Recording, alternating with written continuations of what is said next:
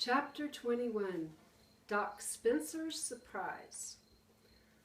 Along the road, a line of about 20 automobiles and trucks was parked bumper to bumper, and people were standing about in groups, laughing and talking about the astonishing sight they had just witnessed. "Come along now," Sergeant Samways called out, striding toward them. "Get going, get moving. We can't have this. You're blocking the highway." Nobody ever disobeyed Sergeant Samways, and soon the people were drifting back to their automobiles. In a few minutes, they, too, were all gone. Only the four of us were left now: Doc Spencer, Sergeant Samways, my father, and me. "Well, Willem," Sergeant Samways said, coming back from the road to join us beside the pumps, "them pheasants was most astonishing sight I've ever seen in my entire life." "It was lovely," Doc Spencer said, "just lovely. Didn't you enjoy it, Danny?" "Marvelous," I said. "Pity we lost them," my father said. "It very nearly broke my heart when they all started flying out of the carriage. I knew we'd lost them then." "But how in Evan's name did you ever catch 'em in the first place?" asked Sergeant Samways. "How did you do it, Willem? Come on, man, let me in on the secret." My father told him. He kept it short, but even then it made a fine story. And all the way through it the sergeant kept saying, "Well, I never. Well, I'll be blowed. You could knock me down with a feather. Stones the crows," and things like that.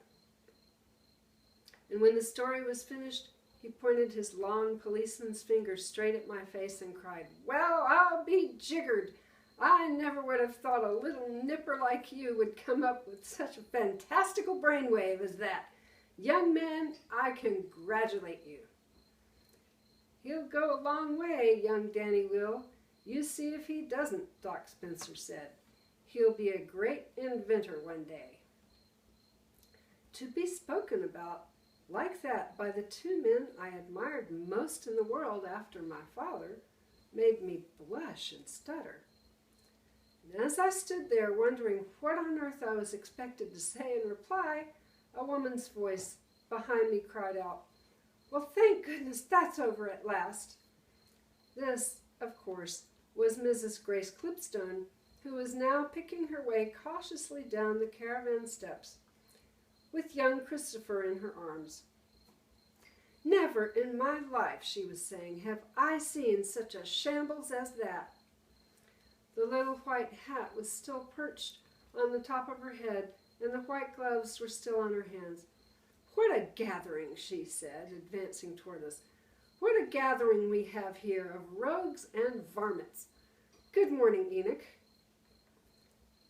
"Good morning to you, Mrs. Clipstone," Sergeant Samways said. "How's the baby?" my father asked her. "The baby is better, thank you, William," she said, "though I doubt he'll ever be quite the same again." "Of course he will," Doc Spencer said. "Babies are tough." "I don't care how tough they are," she answered. "How would you like it if you were being taken for a nice quiet walk in your baby carriage on a pretty autumn morning, and you were sitting on a lovely soft mattress, and suddenly the mattress came alive and starts bouncing you up and down like a stormy sea. And the next thing you know, there's about 100 sharp, curvy beaks poking up from underneath the mattress and pecking you to pieces." The doctor cocked his head over to one side and then to the other and smiled at Mrs. Clipstone. "So you think this is funny?" she cried. "Well, just you wait, Dr. Spencer, and one night I'll put a few snakes or crocodiles or something under your mattress and see how you like it." Sergeant Samways was fetching his bicycle from beside the pumps. "Well, ladies and gents," he said, "I must be off and see who else is getting into mischief around here." "I am truly sorry you were troubled, Enoch," my father said, "and thanks very much indeed for the help." "I shouldn't have missed that one for all the tea in China," Sergeant Samways said.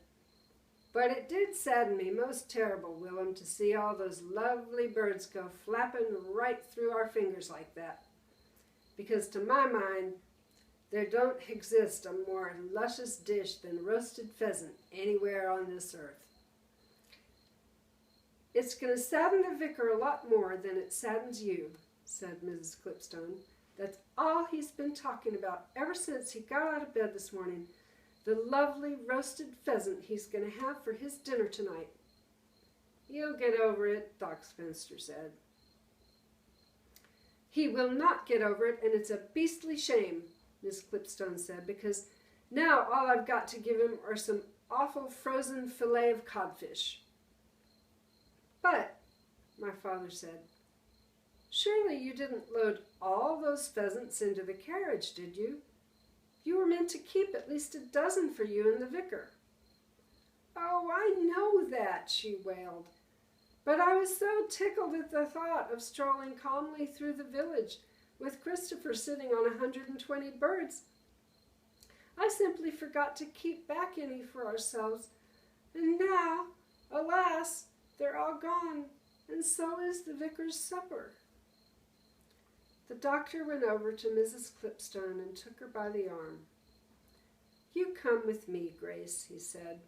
I've got something to show you.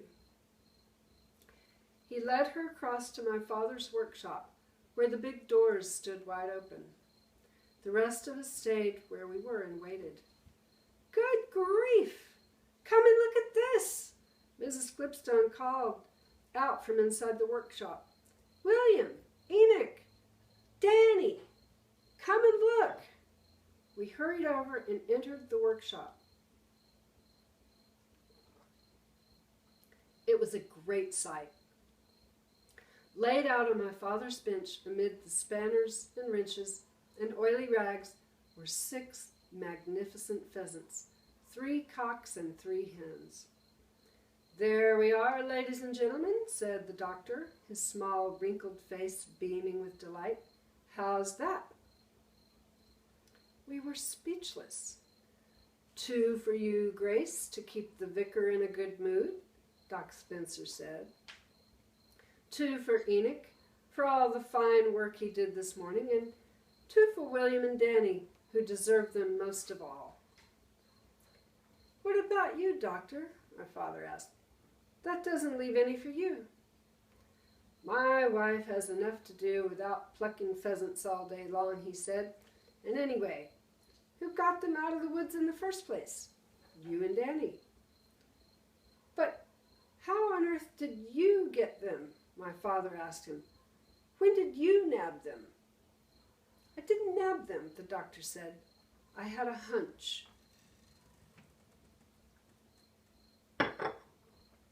What sort of a hunch? My father asked. It seemed fairly obvious, the doctor said, that some of those pheasants must have gobbled up more than 1 raisin each. Some, if they were quick enough, might have swallowed half a dozen each or even more, in which case they would have gotten a very heavy overdose of sleeping pills and wouldn't ever wake up. Aha, we cried, of course, of course. So while you were all so busy driving the birds onto Mr. Hazel's Rolls Royce, I sneaked in here and had a look under the sheet in the bottom of the carriage, and there they were. Amazing, Sergeant Samway said. Absolutely amazing.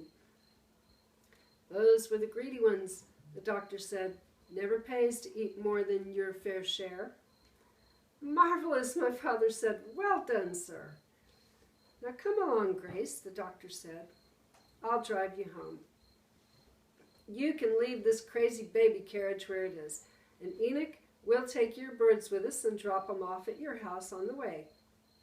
We can't have the arm of the law cycling through the village with a brace of pheasants slung over his handlebars, can we? I'm very much obliged to you, Doctor, Sergeant Samways said. I really am. Oh, you lovely man, cried Mrs. Clipstone, flinging an arm around the tiny doctor and giving him a kiss on the cheek. My father and I loaded 4 of the pheasants into the doctor's car. Mrs. Clipstone got into the front seat with the baby, and the doctor sat himself behind the wheel. "Don't be sad, William," he said to my father through the window as he drove off. "It was a famous victory." Then Sergeant Samways mounted his bicycle and waved us goodbye and pedaled away down the road in the direction of the village. He pedaled slowly, and there was a certain majesty in the way he held himself, his head high and his back very straight, as though he were riding a fine thoroughbred mare instead of an old black bike.